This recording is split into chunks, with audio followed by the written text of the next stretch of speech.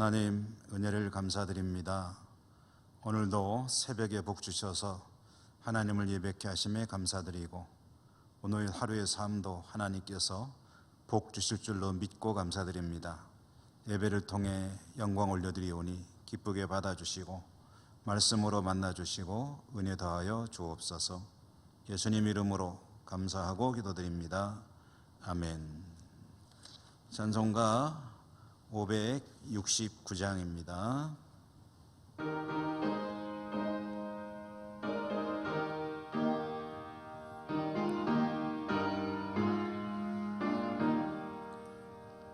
선한 목자 되신 우리 주 항상 인도하시고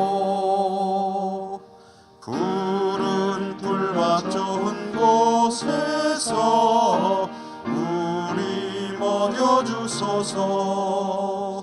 선한 목자 구세주여 항상 인도하소서. 선한 목자 구세주여 항상 인도하소서. 양의 물이 되신 예수여 우리 영접하시고 길을 잃은 양의 무리를 항상 인도하소서. 선한 목자 구세주여 기도 들어주소서. 선한 목자 구세주여 기도 들어주소서. 흠이 많고 약한 우리를 용납하여 주시고 주의 넓고 크신 은혜로 자유 얻게 하셨네. 선한 목자 구세주여 지금 나아갑니다. 선한 목자 구세주여 지금 나아갑니다. 일찍 주의 뜻을 따라서 살아가게 하시고 주의 크신 사랑 베푸사 따라가게 하소서. 선한 목자 구세주여 항상 인도하소서. 선한 목자 구세주여 항상 인도하소서.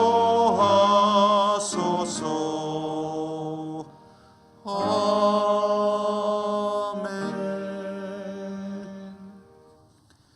오늘 성경 말씀은 마태복음 14장 13절에서 21절까지 13절에서 21절까지 한 절씩 교독으로 읽겠습니다. 예수께서 들으시고 배를 타고 떠나사 따로 빈들에 가시니 무리가 듣고 여러 고을로부터 걸어서 따라간지라. 예수께서 나오사 큰 무리를 보시고 불쌍히 여기사 그 중에 있는 병자를 고쳐 주시니라. 저녁이 되매 제자들이 나와 이르되 이곳은 빈들이요 때도 이미 저물었으니 무리를 보내어 마을에 들어가 먹을 것을 사 먹게 하소서. 예수께서 이르시되 갈 것 없다. 너희가 먹을 것을 주라. 제자들이 이르되 여기 우리에게 있는 것은 떡 5개와 물고기 2마리 뿐이니이다. 이르시되 그것을 내게 가져오라 하시고 무리를 명하여 잔디 위에 앉히시고 떡 5개와 물고기 2마리를 가지사 하늘을 우러러 축사하시고 떡을 떼어 제자들에게 주심에 제자들이 무리에게 주니 다 배불리 먹고 남은 조각을 12바구니에 차게 거두었으며 먹은 사람은 여자와 어린이 외에 5,000명이나 되었더라. 아멘. 오늘 오병이어 제목으로 잠시 말씀을 나누고 기도하도록 하십시다. 오병이어, 너무나도 유명한 이야기, 기적의 이야기죠. 주님을 따르는 무리들이 주님을 쫓아서 오다 보니 이제 빈들에까지 오게 되었다. 빈들로 몰려오는 무리들을 주님께서 보셨는데 성경에 보니까 그들을 불쌍히 여기셨다라고 합니다. 여기서 불쌍히 여긴다 하는 것의 의미가 성경에 여러 차례 나오는데요. 이것은 하나님께서 그 백성들을 바라보실 때 가지는 그런 마음에 쓰이는 용어입니다. 그리고 그 의미를 좀 제대로 새겨보면 이 내부에 이 장기들이 흔들린다 하는 그런 어원을 가지고 있는데요. 그러니까 우리식으로 말하면 아주 창자가 끊어지시듯이 아픈 그런 아픔의 마음으로 그들을 불쌍히 여기셨다라는 그런 뜻이 되겠습니다. 백성들, 주님이 가는 곳을 따라서 몰려오는 백성들을 보면서 주님은 단장의 아픔을 느끼시게 되었고요. 그들을 바라보시던 주님께서 그들의 모든 문제를 해결해 주셨다는 것이죠. 병자들을 고쳐주셨고, 병자들을 고쳐주셨다는 말씀만 나오지만 그러나 또 여러 가지 일들을 하셨을 것입니다. 그리고 다른 복음서, 이 오병이어의 이야기는 마태, 마가, 누가, 요한복음 네 복음서에 다 나오는데 조금씩 다른 면들을 이제 기록해서 보여줍니다만은 이제 병자들도 고쳐주시고 또 여러 가지 일들도 하셨고 또 말씀도 그들에게 전하셨다 하는 것을 알 수가 있습니다. 이렇게 여러 가지 일들을 하시다 보니 시간이 흘러 어느덧 저녁이 되었다라는 거죠. 사람들이 예수님께 몰려온 지 많은 시간이 흘렀다는 겁니다. 그렇다면 이제 사람들이 굉장히 배가 고프겠죠. 제자들이 걱정을 합니다. 식사 때가 지난 지가 한참 되었고 또 다시 저녁이 되었는데 사람들의 먹을 것이 없고 하다못해 돈이 있어도 사 먹을 곳도 없다. 빈들이기 때문에. 그래서 제자들은 주님께 건의합니다. 저 사람들 다 보내십시오. 그래서 마을에 가서 먹을 것을 사 먹게 하십시오. 그러자 주님께서 대답하시기를 너희가 먹을 것을 주어라 라고 대답을 했습니다. 너희가 먹을 것을 주어라. 마치 주님은 이런 사람들이 몰려올 것을 미리 아시고 대비해서 식량을 잔뜩 준비해 놓으신 것처럼 제자들에게 말씀을 하시는 거예요. 너희가 먹을 것 주면 될 거 아니냐. 제자들은 그 말씀을 듣고 어리둥절하죠. 지금 우리가 갖고 있는 것은 이 떡 5개, 물고기 2마리 1인분 식사밖에 안 됩니다 라고 말을 했고요. 주님께서 그 얘기를 듣고 그걸 나한테 가져오너라 라고 말씀을 하셨습니다. 사람들을 잔디 위에 앉히셨습니다. 식사 준비시키는 거죠. 우리말로 한다면, 요즘 용어로 한다면 식탁 위에 앉게 하셨다, 식탁에 둘러 앉게 하셨다는 겁니다. 잔디 위에 앉게 하시고 주님은 그 1인분 식사겠죠. 그것을 들고 하늘의 하나님께 감사의 기도를 드렸다. 그리고 음식을 제자들에게 나누어 주셨는데 그 자세한 그 모양새 어떻게 되었는지 알 수는 없으나 그러나 이렇게 주님이 떡과 음식, 물고기를 나누어 주면서 그것이 계속해서 사람들에게 전달이 되어서 다 같이 먹게 되었다는 거죠. 거기 모인 사람들이 다 먹고도 음식이 남았는데 먹은 사람의 숫자가 얼마냐 하면은 여자와 어린아이는 빼고 5,000명이었다. 그러니까 성인 남자들이겠죠. 성인 남자들만 약 한 5,000명 정도 되는 사람이 먹었고요.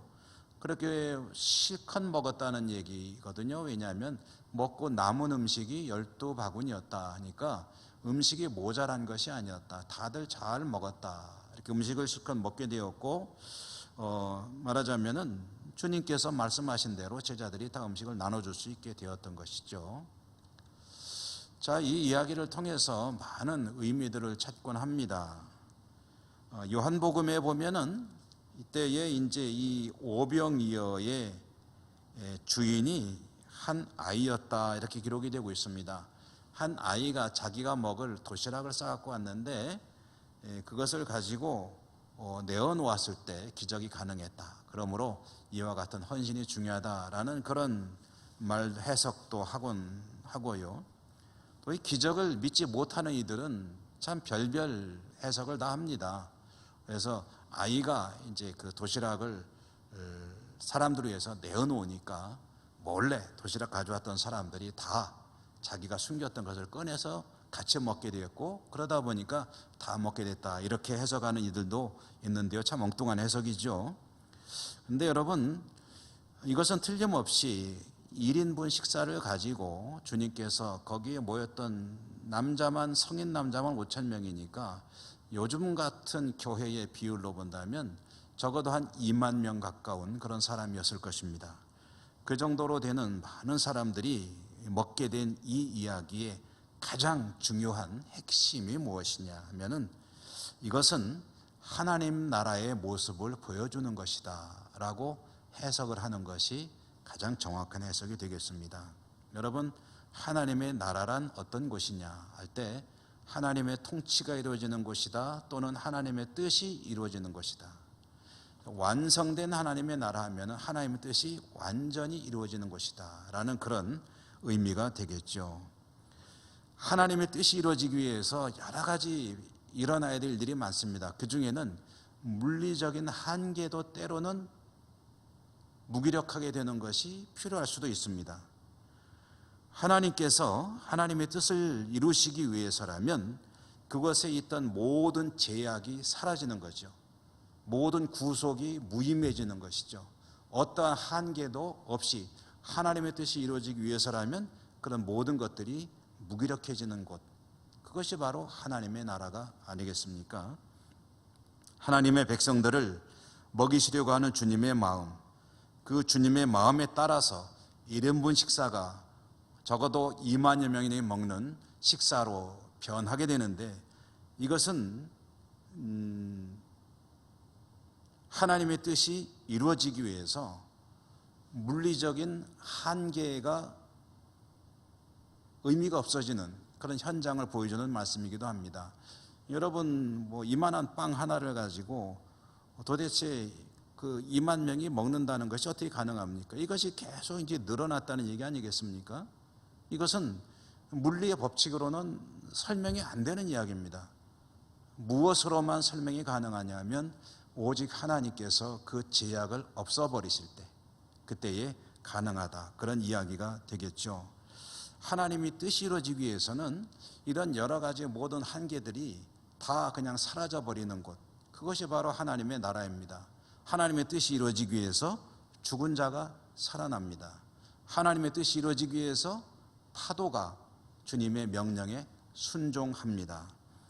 모든 피조의 세계가 오직 하나님 말씀에 순종하고 그대로 따르고 아무런 이의제기가 없는 곳, 이것이 바로 하나님의 통치가 제대로 이루어지는 것이고 이것이 하나님의 나라의 전형적인 모습이다라는 것이죠.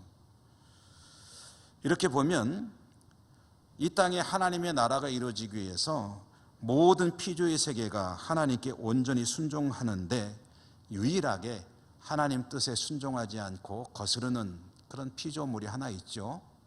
누굽니까? 인간이죠. 인간만이 오직 하나님 뜻에 온전히 순종하지 않고 하나님의 명령을 어길 뿐만 아니라 살아가면서 하나님이 아닌 다른 것들을 쫓아가며 살고 있지요. 때로는 정면으로 거역하기도 했습니다. 하나님의 뜻에 하나님의 마음을 아프게 한 적이 한두 번이 아니고요. 성경은 어떻게 보면은 그와 같은 하나님이 마음 아픈 그런 이야기들을 쭉 써놓은 그런 기록이라고도 할 수가 있겠습니다. 여러분, 믿음으로 살아가는 저나 여러분, 우리들은 하나님의 나라를 소망합니다. 하나님이 나라가 이루어지길 원하고 또 하나님의 나라에 속하여 살아가길 원합니다. 그런데 주님은 말씀하십니다. 하나님의 나라 이미 이 땅에 임하였느니라. 그 나라에 속해서 살아가는 사람들은 어떤 사람들이겠습니까? 오늘 말씀 그대로입니다. 하나님의 뜻을 그대로 순종하여 살아갈 때에 그가 살아가는 그 현장이 바로 하나님의 나라인 것이고, 하나님의 말씀에 순종하여 살아가는 사람들은 이미 천국을 살아가고 있는 복된 백성이다 라고 말할 수가 있게 되는 것이죠. 여러분, 천국 백성으로 복된 삶을 살길 원하십니까? 그렇다면 그것은 다른 것이 아닙니다. 온전히 하나님의 말씀과 뜻에 순종하시고 그것을 이루기 위해서 살아가는 그런 삶을 살 때 그가 하나님의 나라의 백성으로서 하나님의 나라를 살고 있는 것입니다. 오늘 여러분의 삶이 그렇게 복된 하루가 되시기를 주님 이름으로 축원합니다. 기도하겠습니다. 은혜로우신 하나님 감사합니다. 오병 이야기를 통해서 하나님의 나라, 하나님의 뜻이 이루어지는 그곳, 그 의미를 새겨보았습니다. 하나님, 오늘 이 말씀을 들었사오매 우리의 삶의 현장은 온전히 하나님 말씀 그대로 순종하여 하나님의 뜻을 이루는 삶이 되기를 원합니다. 우리 모두의 마음을 주장해 주시고 오늘 하루도 그렇게 살아가는 복된 하루가 되게 하여 주옵소서. 예수님 이름으로 감사하고 기도 올리옵나이다. 아멘. 하늘에 계신 우리 아버지 이름을 거룩하게 하시며 아버지의 나라가 오게 하시며 아버지의 뜻이 하늘에서와 같이 땅에서도 이루어지게 하소서.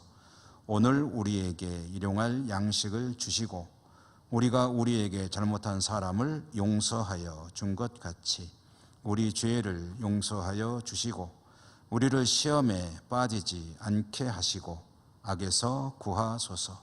나라와 권능과 영광이 영원히 아버지의 것입니다. 아멘. 여러분, 기도하실 때 늘 기도하는 코로나를 위한 기도, 오늘도 집중해서 기도해 주시기 바라고요. 또 세계 곳곳 어려움 당한 곳, 또 선교 현장, 또 우리 예천 땅, 그리고 어려움 당한 우리 환우들을 비롯한 교우들을 위해서, 또 우리 흩어진 가족들을 위한 기도 드리시기 바라고요. 교회가 이제 점점 회복이 될 수 있도록 위에서도 기도해 주시기 바랍니다. 여러분의 기도도 하나님께 드리시고요. 다 같이 간절한 마음으로 하나님께 기도하십시다.